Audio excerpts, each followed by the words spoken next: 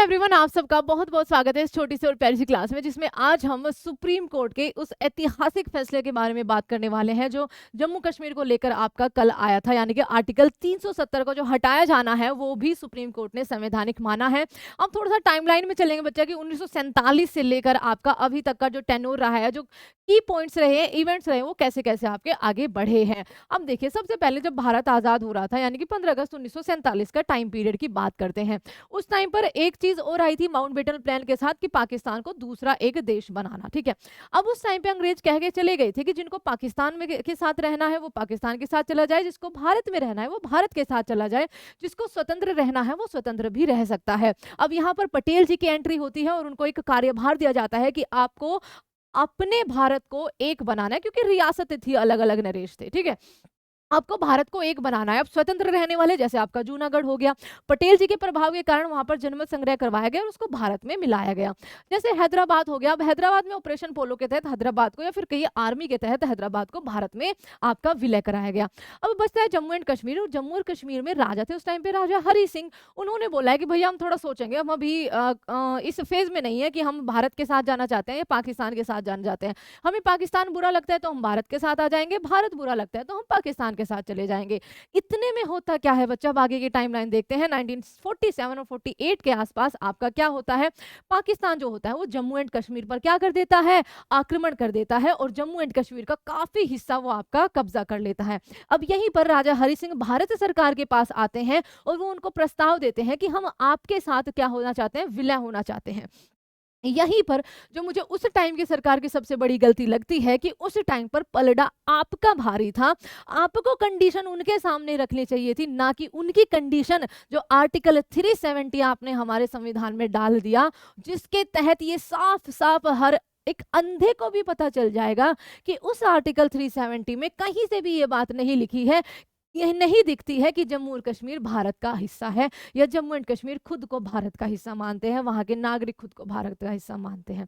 आगे देखेंगे बच्चा। ठीक है, 20 अक्टूबर 1947 को आपका क्या हो जाता है, आपका आक्रमण हो जाता है। महाराजा हरि सिंह जो है 26 अक्टूबर 1947 को वो आपका विलय पत्र पे हस्ताक्षर कर देते हैं जवाहरलाल नेहरू जी के साथ मिलकर। और इसी टाइमलाइन पे आप सबको पता है कि इसी टाइमलाइन पर हमारा जो संविधान है वो लिखा जा रहा था, वो बनकर तैयार नहीं हुआ था, वो उस टाइम पे लिखा जा रहा था, बनकर तैयार वो 26 नवंबर 1949 को हुआ, लागू वो 26 जनवरी 1950 से हुआ। इसी टाइम पर जम्मू एंड कश्मीर का विलय हो रहा था और उसको लेकर एक आर्टिकल 370 जो है हमारे भारत के कॉन्स्टिट्यूशन के अंदर डाल दिया गया, जिसके प्रावधान ऐसे थे बच्चा, जो जम्मू और कश्मीर को भारत से अलग कर रहे थे। वो जोड़ नहीं रहे थे, वो उसको भारत से अलग कर रहे थे, और हमें इतने साल लग गए उसको भारत में लाने के लिए। ठीक है, अभी तक भी हम पूरी तरह से ला नहीं पाए हैं। तो देखिए, 370 जो है वो आपका जम्मू एंड कश्मीर को एक स्पेशल राज्य का जो है वो दर्जा देता है। वहां का अलग कानून, वहां का अलग संविधान, वहां का अलग झंडा, वहां के नागरिकों को के लिए अलग नागरिकता। भैया भाग 2 में सिटीजनशिप है, वहां पर साफ साफ लिखा है कि अगर किसी दूसरे देश की नागरिकता लेते हो तो एकदम आपकी नागरिकता खत्म हो जाएगी, भारत में सिर्फ एक नागरिकता चलेगी। वहीं भारत के एक राज्य के अंदर दो दो नागरिकताएं जो है वो भारत के लोग लेकर बैठे हुए, या वहां के नागरिक जो है वो लेकर बैठे हुए हैं। वहां पर कोई जमीन नहीं खरीद सकता, आर्टिकल 35A के बारे में भी हम पढ़ेंगे। ठीक है, तो 370 अपने भारत के संविधान में आपका ऐड हो जाता है बच्चा, और 26 जनवरी 1950 को भारत का संविधान जो है वो पूरे देश में लागू हो जाता है। अब आर्टिकल 370 के अंदर आपके क्या क्या प्रावधान थे एक बार देखिए, और इसी के साथ साथ आर्टिकल 370 और उसी के साथ साथ आर्टिकल 35A जो प्रेसिडेंशियल रूल के तहत या फिर प्रेसिडेंशियल ऑर्डर के तहत, रूल गलत हो जाएगा, जब कौन थे, डॉक्टर राजेंद्र प्रसाद, 1954 में वहां के नागरिकों के लिए, जम्मू कश्मीर के नागरिकों के लिए कॉन्स्टिट्यूशन में ऐड किया गया, अपने में नहीं, हमारे भारतीय कॉन्स्टिट्यूशन में नहीं है, जम्मू कश्मीर का कॉन्स्टिट्यूशन में, जो आर्टिकल 370 के तहत इजाजत देता है कि आप अपना संविधान बना सकते हैं। किस बेस पे, मुझे ये समझ नहीं आया। अब देखिए, गारंटेड स्पेशल स्टेटस, आर्टिकल 370 के कुछ क्लोज देख लेते हैं। Allow state assembly to make its own constitution, उनको अधिकार है अपना कॉन्स्टिट्यूशन बनाने का।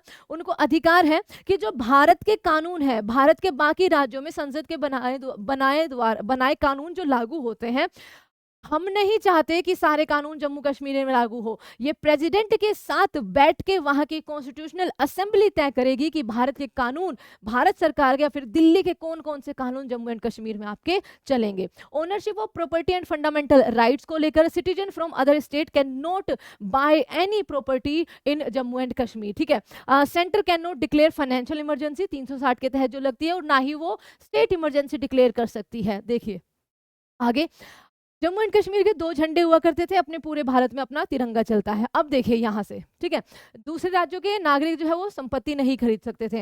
अब जनवरी कह रही हूँ 2019 में आपके 2 बिल पेश किए गए थे राज्यसभा और लोकसभा में। जम्मू कश्मीर के आर्टिकल 370 को एक तो प्रेसिडेंट के तहत आपका क्या कर दिया गया, हटा दिया गया, उनके ऑर्डर से 370 को अबोलिश कर दिया। अब देखो क्या प्रभाव आपके पड़ने वाले थे। पहले विशेष अधिकार था, अब बाकी राज्यों के जैसा है। पहले दोहरी नागरिकता थी, अब एकल नागरिकता है। पहले अलग झंडा था, अब तिरंगा लहराता है। पहले 356 लागू नहीं होता था, अब लागू होता है, लागू हो सकता है, ठीक है। 360 पहले लागू नहीं होता था, अब लागू हो सकता है। अल्पसंख्यकों को कोई आरक्षण नहीं था, अब बिल्कुल वही योग्य है। दूसरे राज्यों के प्रॉपर्टी नहीं खरीद सकते थे, बिल्कुल खरीद पाएंगे। आरटीआई लागू नहीं कर सकते थे, आरटीआई बिल्कुल हो सकती है। 6 साल के लिए विधानसभा का कार्यकाल होता था, अब 5 साल के लिए जाके, जो कि भारत के अलग राज्यों में होता है। कश्मीरी महिला की किसी भारतीय से शादी होने पर उसकी कश्मीरी नागरिकता क्या होती थी, आपकी खत्म हो जाती थी। अब देखिए 35A के प्रावधान, पाकिस्तानी से शादी करने पर उसकी कश्मीरी नागरिकता पर कोई प्रभाव नहीं पड़ता था। कहां से 370 में ये बात बताई जा रही है कि हम भारत के हिस्से हैं या हम भारत का अभिन्न अंग है? सिर्फ एक लाइन लिख देने से कुछ नहीं होता। पाकिस्तानी लड़का किसी कश्मीरी लड़की से शादी करता है तो वो भारतीय नागरिकता के लिए भी आपका योग्य हो जाता है। जब कोई भारतीय नागरिक किसी अन्य देश की नागरिकता ले लेता है तो उसकी भारतीय नागरिकता खत्म हो जाती है। बट उसी के उल्टा जम्मू कश्मीर का अगर कोई नागरिक है वो पाकिस्तान चला जाता है और वो फिर से जम्मू कश्मीर में आता है तो उसकी नागरिकता दोबारा उसको वापस मिल जाती है। आगे, जम्मू और कश्मीर में भारत के राष्ट्रीय प्रतीकों का जो अपमान करना होता है वो अपराध की श्रेणी में नहीं आता है। आगे, इसी में बच्चा ये सारे प्रावधान आपके 35 और आर्टिकल 370 के तहत जम्मू एंड कश्मीर को मिले हुए थे।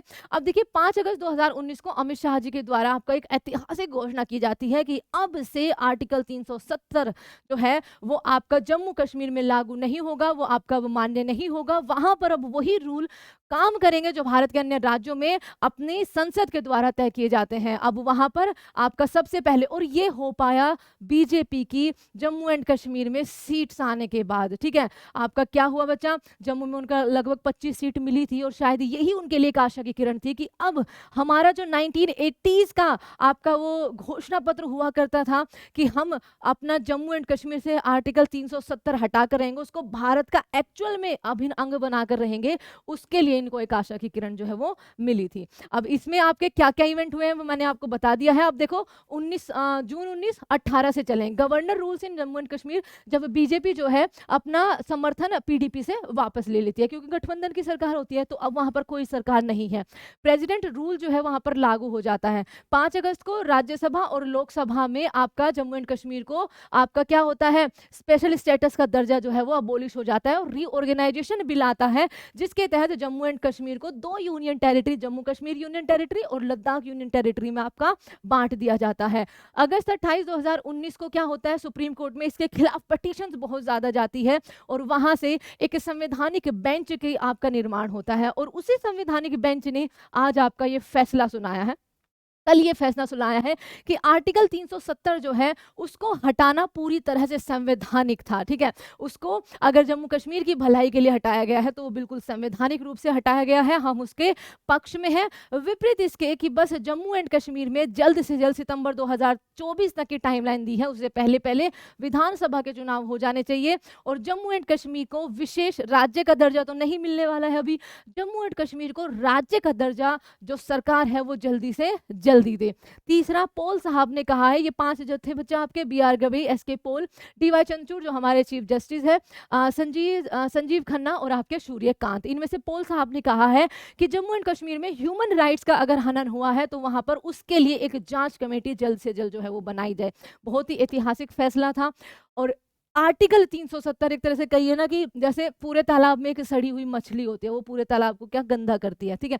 आर्टिकल 370 कहीं ना कहीं से भी बच्चा वो नहीं बताता था, उसके अंदर जो क्लोज वो डाले गए थे कि आप भारत का हिस्सा हो, उसको हटना ही था।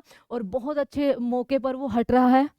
अगर बीजेपी ये करने में ना समर्थ हो जाती है, पीओके को वापस लाने में समर्थ हो जाती है, तो सच में उसकी सारी गलतियां जो है वो माफ कर दी जाएंगी शायद। तो ये था आपका पूरा जम्मू एंड कश्मीर को आर्टिकल 370 को लेकर एक छोटी सी क्लास। उम्मीद है आपको पसंद आई होगी और समझ भी आई होगी। Take care everyone, bye bye. इसको आप शेयर जरूर करना। Thank you so much.